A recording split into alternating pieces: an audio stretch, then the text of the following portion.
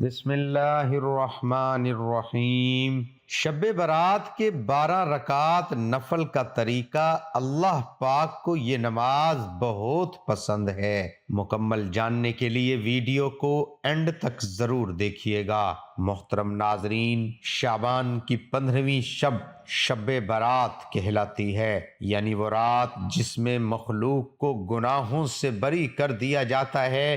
تقریباً 10 صحابہ اکرام سے اس رات کے متعلق احادیث منقول ہے۔ حضرت عائشہ رضی اللہ عنہما فرماتی ہیں کہ شعبان کی 15ویں شب کو میں نے نبی کریم صلی اللہ علیہ وآلہ وسلم کو اپنی آرام گاہ پر موجود نہ پایا تو تلاش میں نکلی، دیکھا کہ آپ جنت البقیع کے قبرستان میں ہیں۔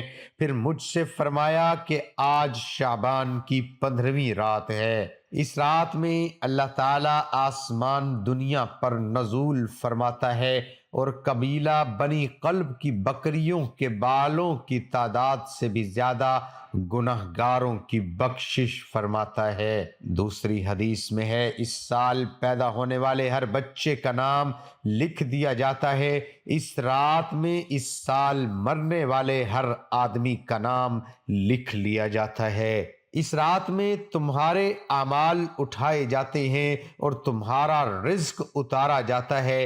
اسی طرح ایک روایات میں ہے کہ اس رات میں تمام مخلوق کی مغفرت کر دی جاتی ہے سوائے 7 لوگوں کے: مشرک، والدین کا نافرمان، کینہ رکھنے والا، شرابی، قاتل، شلوار کو ٹخنوں سے نیچے لٹکانے والا اور چغل خور۔ ان 7 افراد کی اس عظیم رات میں بھی مغفرت نہیں ہوتی جب تک کہ یہ اپنے جرائم سے توبہ نہ کر لیں۔ حضرت علی رضی اللہ عنہ سے ایک روایات میں منقول ہے کہ اس رات میں عبادت کیا کرو اور دن میں روزہ رکھا کرو۔ اس رات سورج غروب ہوتے ہی اللہ تعالیٰ اپنے بندوں کی طرف متوجہ ہوتے ہیں اور اعلان ہوتا ہے، کون ہے جو گناہوں کی بخشش کروائے، کون ہے جو رزق میں وسعت طلب کرے، کون مصیبت زدہ ہے جو مصیبت سے چھٹکارا حاصل کرنا چاہتا ہو۔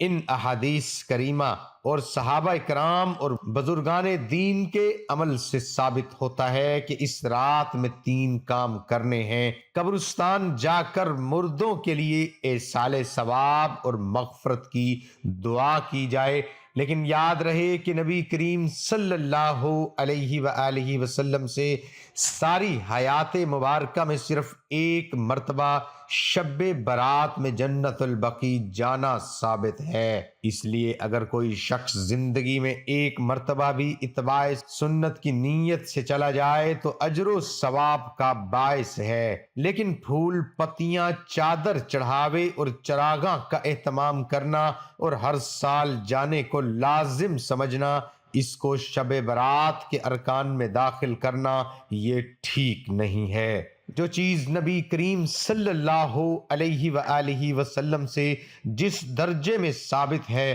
اس کو اس درجے میں رکھنا چاہیے۔ اس رات میں نوافل تلاوت، ذکر و اذکار کا اہتمام کرنا۔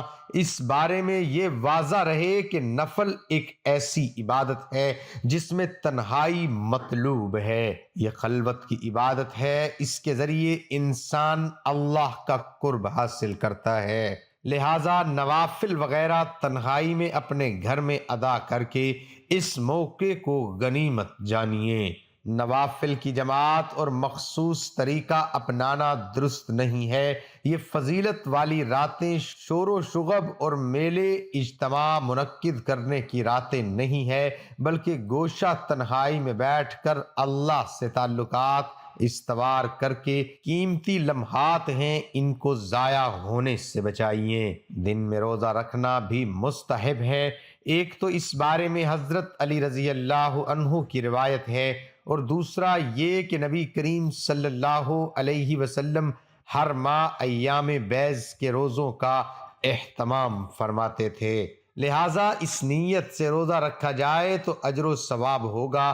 باقی اس رات میں پٹاخے بجانا، آتش بازی کرنا اور حلوے کی رسم کا اہتمام کرنا، یہ سب خرافات اور اسراف میں شامل ہیں۔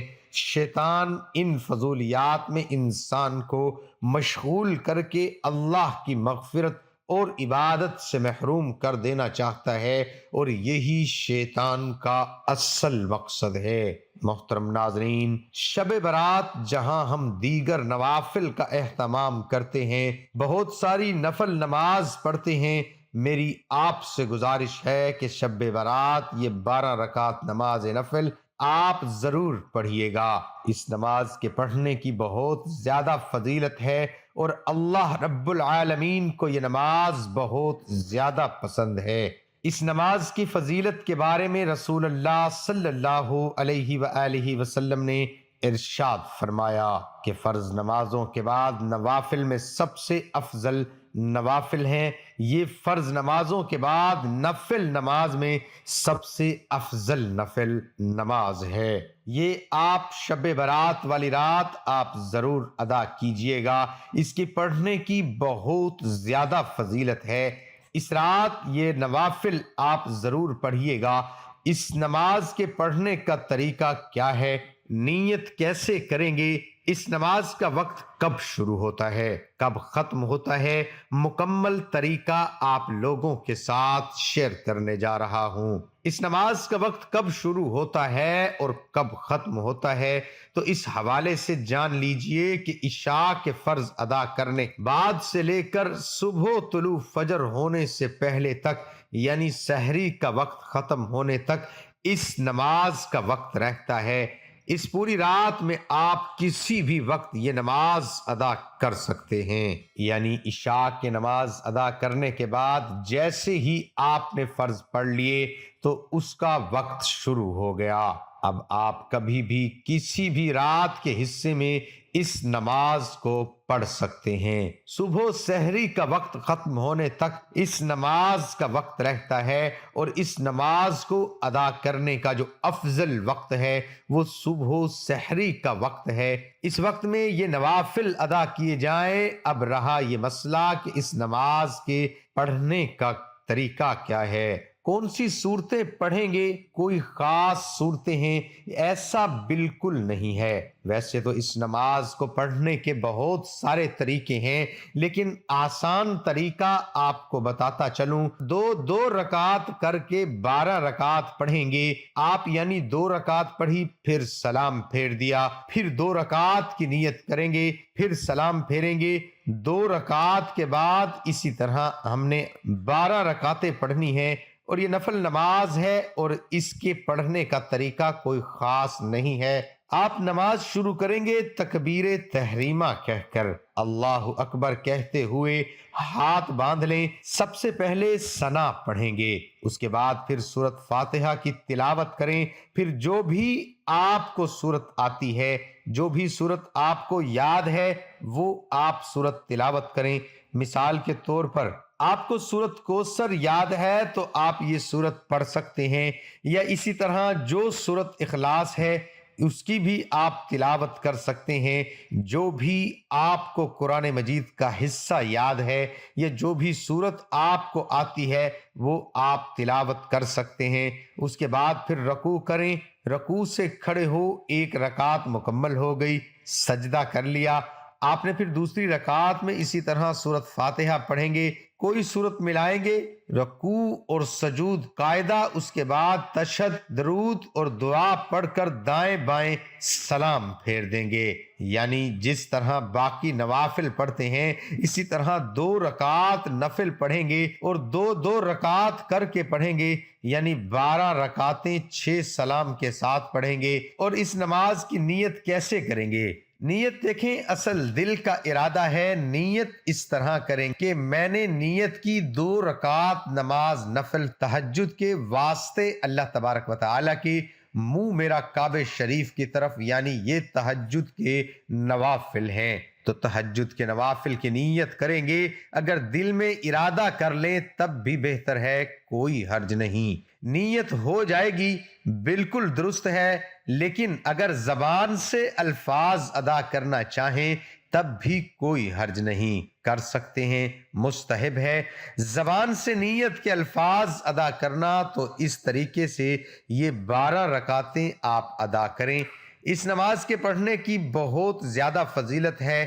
رسول اللہ صلی اللہ علیہ وآلہ وسلم نے ارشاد فرمایا، فرض نمازوں کے بعد نوافل میں سب سے افضل نوافل تہجد کے نوافل ہیں، تو اس لیے اس رات میں ان نوافل کا اہتمام بھی آپ ضرور کیجئے، اور بہتر اور افضل وقت وہ رات کا آخری حصہ ہے۔ رات کے آخری حصے میں اس نماز کو آپ ادا کریں۔ مجھے اپنی دعاؤں میں ضرور یاد رکھیے گا۔ دعا ہے کہ اللہ تعالیٰ میرا سنانا اور آپ کا سننا اپنی بارگاہ الہی میں قبول اور منظور فرمائے، آمین ثم آمین۔ تمام حضرات کمنٹ باکس میں اللہ تعالیٰ کے 99 ناموں میں سے ایک نام ضرور ٹائپ کریں۔